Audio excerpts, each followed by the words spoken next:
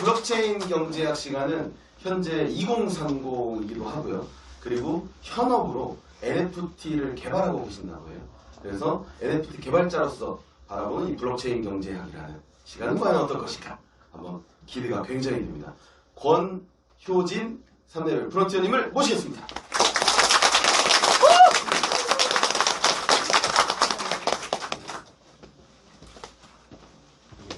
네, 안녕하십니까. 인사드리겠습니다. 부산에서 올라왔습니다. 권효진입니다. 반갑습니다.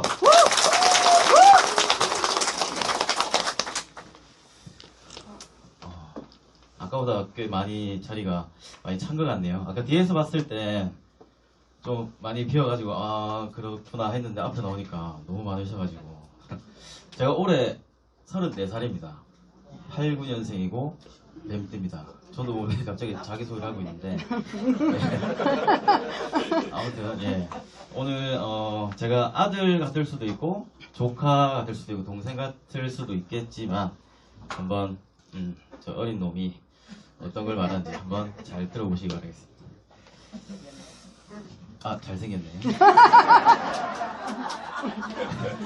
제가 귀가 밝아가지고 일단 오늘 말씀드릴 게 암호화폐, 블록체인, NFT, 메타버스라는 건데 이거를 좀 많이 들어보셨을 겁니다. 아마 어딜 가거나 요즘은 항상 떠오르는 단어들이죠. 그런데 이렇게 자세히 보시면 그냥 한 세트라고 보시면 돼요. 한 세트. 블록체인 기반으로 인해서 메타버스 생태계가 나오고 그리고 그 안에서 어떠한 디지털 자산을 증명해주기 위해 NFT가 도입이 됐고 거기서 쓰여지는 게 암호화폐, 가상화폐 이게 결론이거든요. 그래서 이거를 제가 하나씩 말씀드려 보겠습니다.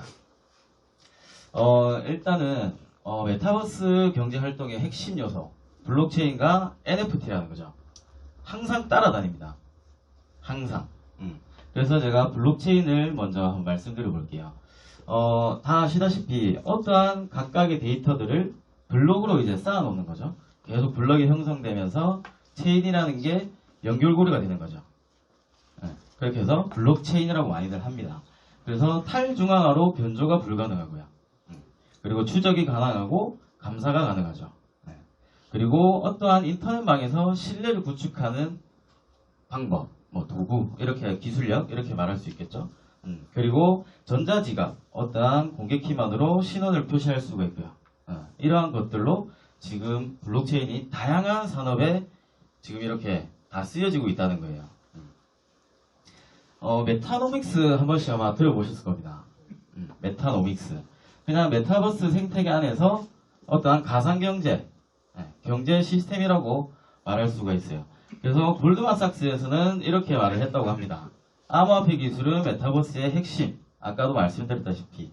그리고 암호화폐 기술은 다른 가상세계 안에서 디지털 아이템을 안전하게 소유할 수 있다는 겁니다. 그리고 인터넷 초창기 이후 가장 혁신적인 기술이죠. 제가 블록체인이라는 것과 암호화폐라는 걸 제가 20대 중후반쯤에 제가 알았을 거예요. 근데 알았는데 블록체인이 너무 이해가 안 됐었어요.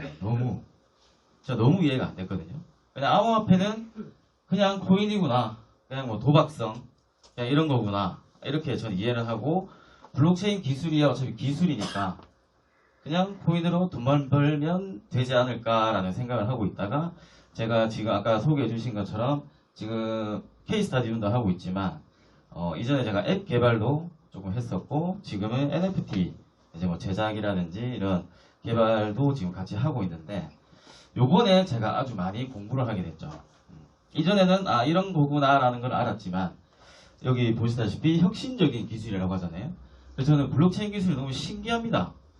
그러니까 이렇게 봤을 때는 기술이니까 그래 뭐 내부적으로 뭐 알아서 되겠지 이렇게 하는데 이해만 조금만 하신다면 좀 되게 신기해요. 갑자기 이런 말을 저도 왜 하고 있는지 모르겠지만 그냥 신기합니다. 블록체인은 다양한 산업에 많이 쓰여지고 있다는 거죠. 그리고 가상의 어떠한 상품 그리고 가상의 자산이라든지 이런 게 만약에 어떠한 한 공간에서 다른 공간으로 뭔가 이렇게 가지 못한다면 그러니까 같이 이렇게 연결이 안 된다고 하면 그 가치는 제한적입니다. 요거는 뒤에서 제가 조금 더 말씀을 드릴게요. 그래서 NFT 사전적 용어는 대체 불가 토큰이라고 많이 하잖아요. 근데 제가 역으로 그럼 대체 불가 토큰이 뭐예요? 라고 하면 대부분 설명을 잘 좀 뭔가 머리에는 있거든요. 머리에는 다 있지만 뭔가 이렇게 입 밖으로 나오는 게 쉽지 않아요. 그냥 NFT는 대체가 불가능하구나 라는 것만 알고 계셔도 되지만 제가 조금만 풀어서 말씀드려 볼게요. 여기 보시면 다 이렇게 NFT가 이렇게 다 있거든요. 아마 다 많이 보셨을 거예요. 요거를 제가 말씀드려 볼게요. 제가 NFT 사업을 지금 따로 이렇게 개발을 하면서 이러한 NFT를 저는 만들었었어요. 보이시나요? 잠깐만 보여드릴게요. 이런 것들을 지금 개발을 했었어요.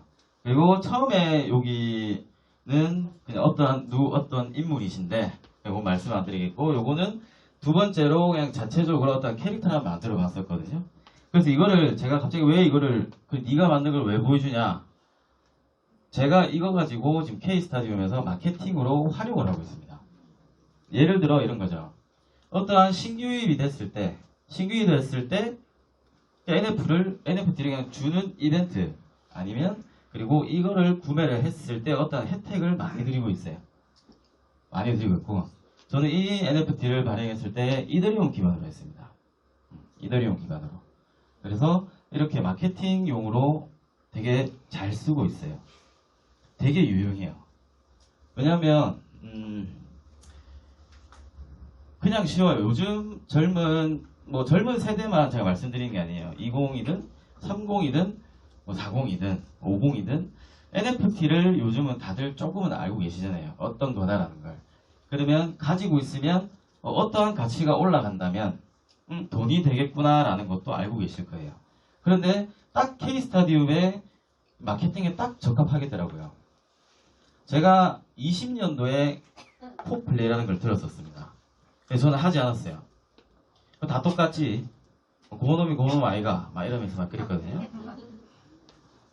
그런데 사실상 이 시대가 계속 변하면서 메타버스라는 단어들을 계속 들었잖아요. 그런 거를 들으면서 저는 그때 이러면 뭔가 이렇게 같이 뭔가 할 수 있겠구나라는 걸 저는 느껴서 제가 오늘이 딱 53일째 됐습니다. 지금 한 지가.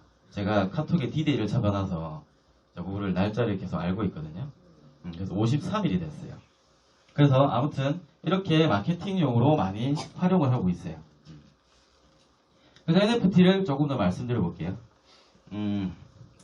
메타버스 혹시 메타버스를 좀 가상세계를 좀 활용해 보셨나요? 많이들 안 계실 거예요.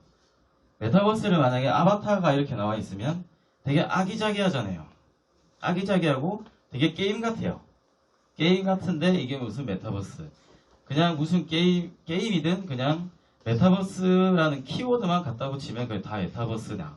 이런 것도 많이 있죠. 그런 내용들이. 그래서 NFT는 가상세계에서는 꼭 필요합니다. 꼭. 원래는 NFT라는 게 되게 18년도, 예전에 10몇 년도부터 계속 나와 있었죠. 그때는 한국이 지금의 미국, 주식시장의 미국이 한마디에 이렇게 뒤흔드는 것처럼 예전에는 한국에서 어떤 말이 정치인이 말을 하면 NFT 시장이 뒤흔들 정도였어요. 근데 어느 순간, 이런저런 어떠한 불법적인 이런 게 많이 나오다 보니까 제한이 되게 많았죠. 그래서 그런 내용들과 그리고 3D 아바타 익명으로 활동하는 가상세계에 이제 뭐라고 해야 될까요? 신뢰성, 어떠한 신뢰성을 부여한다라는 거예요. 그리고 가상자산, 특히 아이템, 예술품 이런 것도 자신이 개별의 어떠한 가치를 갖게 하는 NFT라는 겁니다. 조금만 더 자세히 설명을 드리면 NFT를 등기라고 좀 많이 이렇게 비유를 많이 하잖아요. 그거를 조금만 더 쉽게 제가 말씀드려 볼게요. 길을 가다가 이 부동산, 저 부동산 가다 보면 다 다르잖아요. 다 다른데 한마디로 그 등기 어떠한 그 계약서가 그냥 디지털화 됐다라고만 생각하시면 돼요. 그러니까 일반 그냥 종이 쪼가리가 그냥 디지털 속에 와 있는 거죠. 한마디로. 그래서 많은 분들이 NFT라고 하면 돈이라고 생각하시는 분이 많아요. NFT 이꼬르 돈, 그리고 혹은 NFT 이꼬르 코인이지. 그리고 돈 아니냐 이렇게 말씀들 하시는데 NFT는 절대 돈이 아니에요. 코인도 아니에요. 절대로. 물론 어떠한 걸 발행하거나 어떠한 거래를 할 때 그때는 코인이나 토큰을 쓰죠. 그런데 가만히 있으면 가치가 생기지 않아요. 그냥 아까 앞에 보여주신 제가 이렇게 개발을 했더라도 가만히 냅두면 가치가 없습니다. 단 한 개도 없어요. 그래서 어떠한 사람이 사람과 사람의 거래를 할 때 가치가 발생합니다. 가만히 놔두면 돈도 아니거든요. 그래서 디지털 자산 증명서라고 생각을 하시면 돼요. 그래서 모든 것들이 앞으로는 NFT화가 될 겁니다. 지금 아마 NFT 거래소 오픈시라고 아마 많이 들어보셨을 거예요. 거기 한번 들어가셔서 뭐 이렇게 구경하다 보시면 미술품, 아트 되게 이런 종류들이 많잖아요. 그런 것들은 어떠한 작가에 의해서 뭔가 미술의 어떤 작품의 그 가치를 이제 받는 거잖아요. 근데 다른 종류의 NFT들은 그냥 가만히 냅두면 돈이 아니에요. 이거는 착각은 하시면 안 돼요. 돈이 아니고 디지털 자산 증명서라고만 좀 생각을 하셔도 이해가 좀 빠르실 거예요. 그럼 메타버스를 잠깐 말씀드려 볼게요. 제가 조금 글을 어쩌면 많이 적었는데 이거 글은 안 보셔도 되고 제가 말씀드려 볼게요. 스노우 크래시라고 예전에 한 소설책이 있었거든요. 소설책이 있었는데 스노우 크래시가 마약 이름이에요. 그러니까 이 책 안에서 나오는 마약 이름이거든요. 그래서 여기 보시면 닐 스티븐슨이라고 92년도에 나왔었어요. 이 책이. SF 소설인데 내용이 그래요. 어떤 주인공이 안에서 아바타를 빌렸어야 돼요. 빌려야 가상의 공간에 들어갈 수가 있었거든요. 이 책의 내용에. 그런데 이 스노우 크래시라는 마약이 뭐 이렇게 돌아다니면서 어떠한 걸 해결한다 하는 뭐 그런 책 내용이거든요. 이 책을 보시면 92년도에 이미 메타버스라는 말이 나왔었어요. 한마디로 메타버스라는 이 단어와 아바타라는 단어가 이 책에서 처음 나왔습니다. 92년도에. 그런데 감춰졌죠. 감춰졌다라기보다 별 관심이 없었죠. 그리고 보시면 2014년도, 17년도, 뭐 16년도, 18년도 이런 때 보면 가상현실 증강, 혼합현실, 확장현실 이런 것도 다 나왔었어요. 그런데 뭐 사실 생소하지 않잖아요. 이런 단어들이. 듣다 보면은 생소해지겠지만 아무튼 예전부터 이러한 단어들은 존재를 했었다라는 거예요. 그래서 보시면 20년 10월에 엔비디아에 혹시 다 아시죠? 네. 엔비디아라고 얼굴 보이거든요. 젠슨 황이라는 CEO가 있어요. 이 CEO가 2020년도 10월에 개발자를 대상으로 어떠한 컨퍼런스를 하다가 그때 다시 메타버스라는 단어를 말을 했어요. 92년 다음에 처음으로. 그래서 이따가 다시 시작점이 된 거죠. 메타버스라는 게. 그래서 메타버스는 이렇게 된다. 그래서 많은 CEO들이 이 스노우 크래시라는 이 책을 읽고 젠슨 황은 이렇게 말했다고 합니다. 미래의 메타버스는 현실과 아주 비슷할 거고 소설처럼 인간과 아바타 AI 그 안에서 같이 지낸다라고 말을 합니다. 근데 지금 한번 볼까요? 같이 지내고 있죠. 가상인간. 그리고 세컨드 라이프, 혹시 세컨드 라이프 아시는 분도 계실 거지만 지금 봤을 때 제페토 같은 그런 플랫폼이 있었어요. 예전에. 그래서 그거를 세컨드 라이프 CEO가 한 말인데 이 책을 읽고 내가 꿈꾸는 것을 실제로 만들 수 있겠다라는 그런 영감을 얻었다고 합니다. 그래서 만들었죠. 이 플랫폼을. 세컨드 라이프는 예전에 한창 좀 유행하다가 좀 죽었다가 요즘 다시 떠오르고 있는 플랫폼이에요. 그리고 구글 창립자. 이 책을 읽고 구글 어스 다 아시죠? 지도. 네. 이 책을 읽고 영감을 얻어 개발을 했다고 합니다. 그리고 포트나이트도 많이 들어보셨을 거예요. 인터넷의 다음 버전이다 라고 했다고 합니다. 그런데 이렇게 말했던 사람들은 지금 이걸 다 개발해서 다 돈을 벌고 있다는 거죠. 저는 메타버스를 좀 이렇게 잘 표현을 하거든요. 한마디로 그림을 먼저 제가 이렇게 보여드리고 말씀을 드려볼게요. 지구잖아요. 지구. 아날로그 지구라고 표현을 해볼게요. 그러면 이 지구를 뭐 둘러싸고 있다고 해야 되나요? 이러한 확장된 뭔가가 있어요. 디지털 지구라고 표현을 해볼게요. 그러면 아날로그 지구에는 저희의 몸이 있는 거예요. 지금 여기처럼. 그런데 디지털 지구에서는 우리의 생활이 디지털 지구에서 한다는 거죠. 예를 들어 여기 이렇게 강의를 이렇게 모여서 계시지만 이렇게 굳이 안 모여도 메타버스 공간에서 가능하다라는 거예요. 스마트폰만 있다라는 거예요. 그래서 저는 이렇게 표현을 많이 합니다. 사실 이 그림만 이해를 하신다 해도 메타버스는 어느 정도는 이제 되게 조금은 더 깊게 감이 오실 거예요. 그래서 이러다 보니 디지털 지구는 무한적으로 확장이 계속 된다는 거예요. 메타버스라고 하면 조금 아직까지도 메타버스 저희를 말하는 게 아니에요. 이렇게 시중에 나가도 메타버스라고 하면 되게 부정적인 사람들이 되게 많아요. 그 부산말로 하면 그 와봤자지, 그옷 뭐하노 막 이러면서 그런 방법이 되게 많아요. 그런데 인정을 하려 하지 않아도 이미 변화는 시작되었잖아요. 언젠가 올 거다, 언제 오겠지, 이게 아니에요. 이미 변화는 시작되었다라는 거죠. 근데 이런 것도 좀 궁금하신 게 좀 많이 드실 때도 있을 거예요. 코로나 때문에 어떻게 보면 메타버스가 가능하다라는 것을 좀 보여줬잖아요. 코로나 때문에 가능하다라는 것을 보여줬고 조금 메타버스의 뭔가 전환점이 가속화가 되었어요. 그런데 이런 것들이 좀 궁금하실 수도 있어요. 코로나19 끝나면 이렇게 모이는데 메타버스가 뭐 필요하고 왜 필요하고 거기서 뭐 할 거냐고 이런 질문을 저는 많이 받았거든요. 여기 보시면 제페토죠. 제페토, 여기도 제페토. 뭐 졸업식도 이렇게 하고 있고요. 여기는 제가 머지 한번 올려봤어요. 아직 안 나왔지만 여기 보시면 이프랜드부터 그리고 가상부동산 샌드박스 제가 요거를 한번 사실 올려봤는데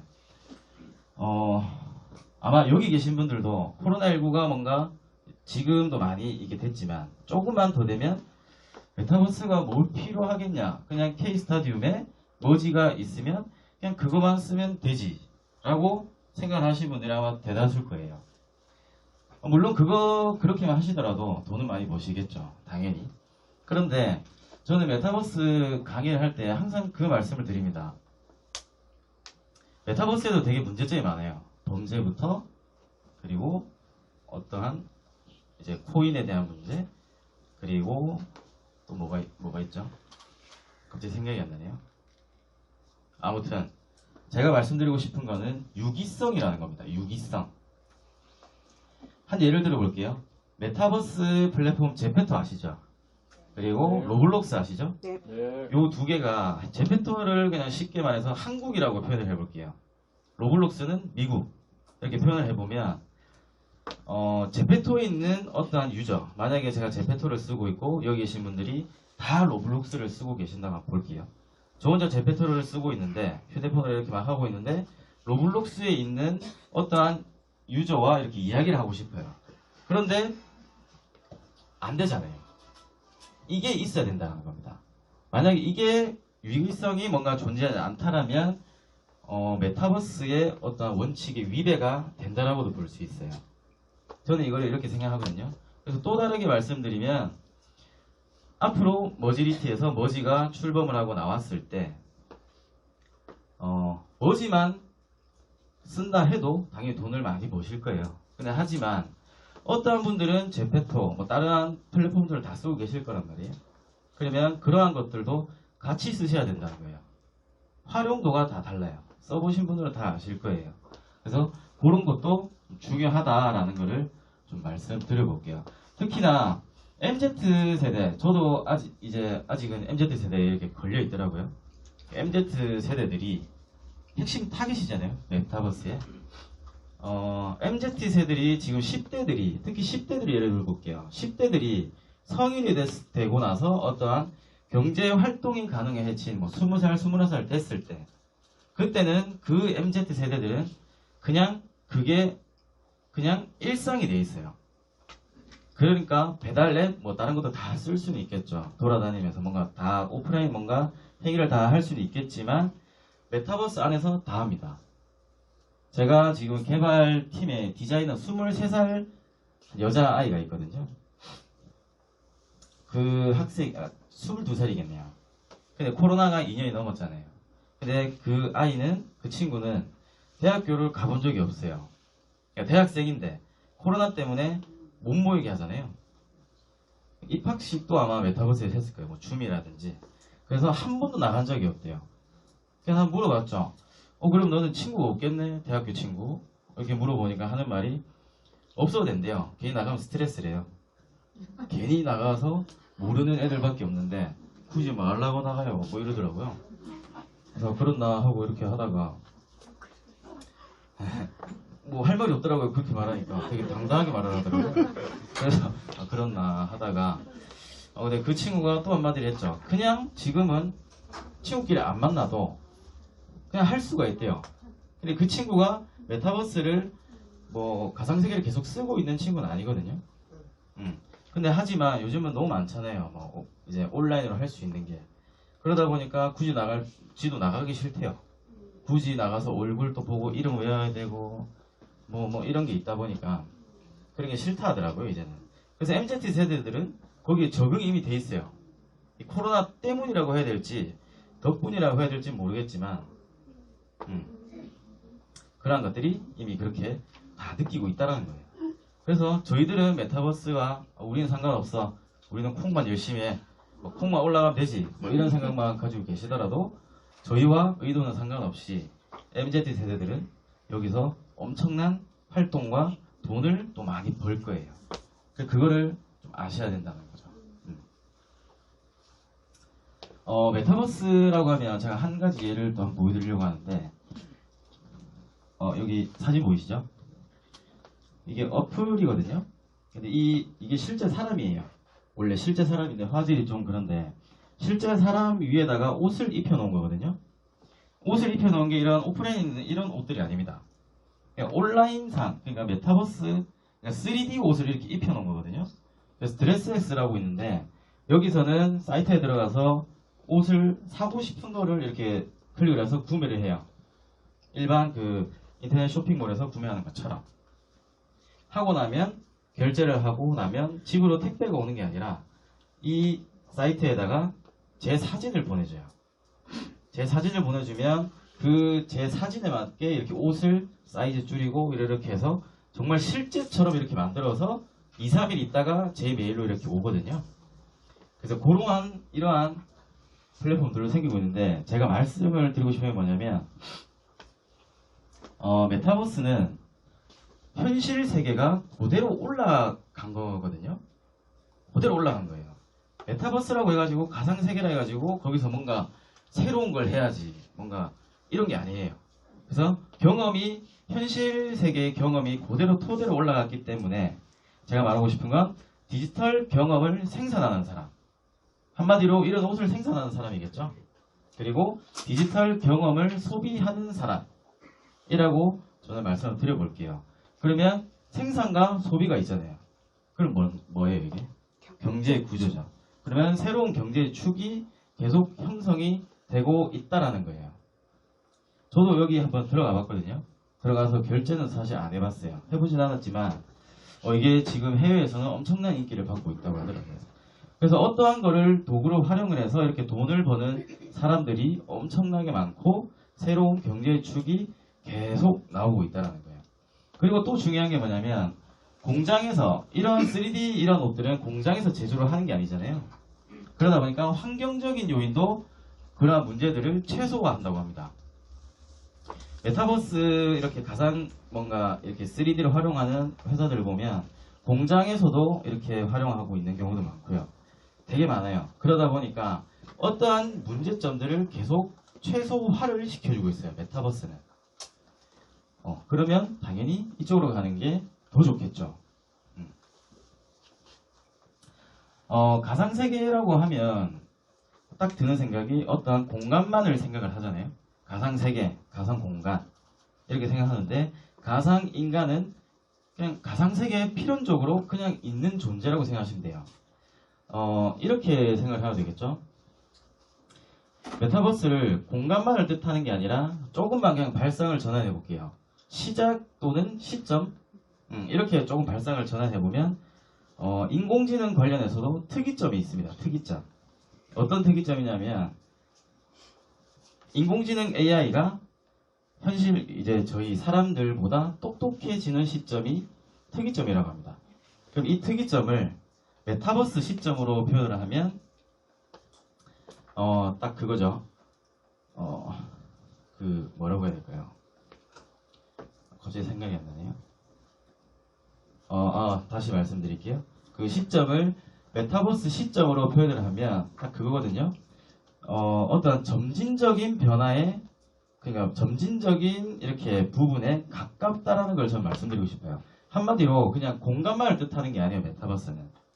메타버스는 공간만을 뜻하는 게 아니다 보니까 제가 이렇게 말씀드렸는데 처음에 보시면 로지라고 많이 보셨을 거예요. 오로지거든요. 그리고 여기 해외에서도 일본, 미국 이렇게 전 세계에서도 제일 유명한 릴 미켈라라고 있거든요. 이렇게 활동을 많이 하고 있는데 그냥 수억, 수십억을 벌고 있어요. 계속 한 해 분기별로. 근데 이러한 가상인간을 쓰면 기업 입장에서는 되게 좋아요. 365일 24시간 계속 일만 시켜도 피곤해하지 않고 스캔들조차도 없어요. 저희는 360, 24시간 다 일을 할 수 없잖아요. 근데 가상인간은 너 계속 일만 해라 이렇게 해도 한 100년 동안은 일을 해도 피로해하지 않습니다. 맞죠? 그리고 어떠한 스캔들조차도 일어날 수가 없어요. 맞죠? 당연하겠죠. 그래서 가상세계에 필연적으로 등장하는 가상인간, 가상 인플루언서. 지금 여기는 가상 인플루언서들이잖아요. 그래서 그렇게 정리를 해보고 금융업을 잠깐 예를 들어 볼게요. 금융업이 메타버스로 옮겨졌을 때 어떻게 되는지. 지금 농협 같은 경우에는 가상인간이 업무를 대체를 하고 있다고 합니다. 근데 물론 통장을 만들어주고 이런 정교한 일은 못하죠. 그냥 가상인간이 이렇게 앞에 서가지고 인사하면서 어떤 상품을 소개해주고 안내를 해주는 그러한 것들이 지금 진행되고 있다고 하고, 그리고 가상화폐, 암호화폐 취급을 이제 계속 하고 있잖아요. 근데 가상화폐가 코인만 있는 게 아니잖아요. 페이부터 시작해서 제가 또 말씀드린 가상화폐는 일반 제페토라고 예를 한번 들어볼게요. 제페토 안에는 잼이라는 그 화폐를 안에서는 쓰고 있어요. 그러한 가상화폐들도 은행에서 취급을 할 수 있다라는 겁니다. 그리고 아까 제페토를 한국이라고 표현하고 로블록스를 미국이라고 표현했잖아요. 그러면 로블록스에는 로벅스라는 화폐를 자체적으로 쓰고 있고 제페토는 잼이라는 걸 자체로 쓰고 있습니다. 그럼 이게 지금 현실에 어떠한 환율을 따져서 달러로 이렇게 교환이 되잖아요. 그렇게 될 거라는 거예요. 그거는 한번 보시면 될 거고, 그리고 금융상품이 또 나올 거예요. 지금 범죄라든지 어떠한 사고 사례가 많이 나오고 있잖아요. 한마디로 보험상품처럼 어떤 피해 사례를 뭔가 보상을 해주는 그런 금융상품도 나올 수 있다고 합니다. 그리고 금융기관은 또 거대한 데이터 사업자가 된다는 거죠. 예를 들어 배민이라든지 어떠한 앱을 이용하거나 아니면 어떤 오프라인 매장에 가서 자 결제를 카드를 다 끌고 올 거 아니에요. 그게 고스란히 저장이 되고 있어요. 이 사람은 여기 가서 항상 요거 가서 먹고 뭐 요거 가서 먹고 이러한 그 소비 패턴이 계속 저장이 되고 있죠. 그러면 그러한 이제 데이터들로 앞으로 메타버스에서 마케팅이 펼쳐질 겁니다. 그래서 마지막으로 제가 이거 한번 말씀드려 볼게요. 다오 아마 많이 들어보셨죠? 다오 뭐 자율조직이라고 많이 하잖아요. 근데 어떻게 보면 투자조합이라고 말을 할 수도 있어요. 투자조합. 예전에 이게 미국의 헌법 초판본이래요. 이거를 살려고 이게 이제 경매에 올라온 거죠. 근데 이거를 너무 사고 싶은 한 사람이 만여 명을 이렇게 모은 거예요. 한마디로 여기에 한 6, 70명 있다고 치면 다 모르잖아요. 이렇게 서로가. 이러한 사람들이 모인 거예요. 모여서 4,700달러를 모았답니다. 만여 명이 모여서. 그래서 이거를 살려고 경매에 뛰어들었죠. 그런데 억만장자가 이거를 사갔대요. 되게 치열하게 이렇게 싸우다가 졌다고 합니다. 그래서 이 조직이 이제 그거죠. 졌잖아요. 경매에서. 졌으면 돈을 딱 다시 다 받아야 되잖아요. 근데 만여 명이 모였다 보니까 너무 많잖아요. 근데 여기서 신뢰를 주고 모을 수 있던 이유가 바로 블록체인 때문입니다. 블록체인이 있었기 때문에 자동화로 이렇게 이게 안 됐네 이러면 돈을 다 받아가게. 근데 만약에 안 받아가고 또 다른 걸 또 뭐 투자를 하겠다 이러면 또 이렇게 놔뒀을 수도 있었대요. 그러다 보니까 만여 명이 이렇게 모였죠. 그 최초의 DAO죠. 경매에 참여 최초의 DAO 컨스티튜션 DAO라고 합니다. 그래서 이런 DAO들이 사례가 있었죠. 그래서 여기 보시면 이게 지금 잘 안 보이시겠네요. 이게 지금 현실의 그냥 일반 기업 형태라고 볼게요. 일반 기업 형태. 여기는 DAO 조직을 제가 한번 비교를 해봤어요. DAO 조직 같은 경우 뭐 그림이긴 하지만 약간 좀 블록체인하고 그림이 비슷하잖아요. 그래서 DAO를 보시면 수평적이고 그냥 다 투명해요. 올 100%. 다 투명하고 다 민주적이라는 거죠. 그래서 제가 말씀드리고 싶은 게 일반 여기랑 이렇게 현실의 이런 수평 구조를 보시면 딱 비교가 돼요. 여기는 그냥 해라. 이런 게 다잖아요. 그러면 해야 되잖아요. 근데 여기서는 DAO에서는 그게 아니에요. DAO에서는 다 이렇게 커뮤니티가 다 되고 있다는 거죠. 이더리움도 보시면 거대한 DAO예요. 이더리움도 거대한 DAO. 수많은 노드와 개발자 그리고 이용자들이 있죠. 이더리움에 이제 가지고 있는 이더리움을 가지고 있는 이용자들조차도 커뮤니티를 형성을 해서 계속 이야기를 하고 이렇게 한답니다. 혼자 정하지 않아요. 이더리움 재단에서도. 그래서 제가 마지막 말씀드리고 싶은 게 앞으로 미래 기업 형태는 여기 밑에 잘 안 보이시겠죠? 미래의 기업 형태는 디파이와 시파이가 지금 금융업에서 존재를 하잖아요. 디파이는 뭐예요? 탈중앙화 금융. 시파이는 중앙화 금융이잖아요. 그래서 메타버스 세계에서는 일반 지금 현실에 있는 기업들도 어떠한 상업 목적에 따라서 계속 들어올 거예요. 메타버스로. 그런데 이 DAO라는 조직도 그냥 어떠한 사업 목적에 따라 그 메타버스 안에서 우리 이거 해서 돈 벌자 이러면 여기 계신 분들이 그냥 훅 모이는 거예요. 메타버스 안에서. 그리고 뭔가 이뤘다 그러면 다시 해체하는 거예요. 그래서 그 목적에 따라 DAO 이 자율 조직은 메타버스 생태계에서 수많은 활동이 아마 이루어질 겁니다.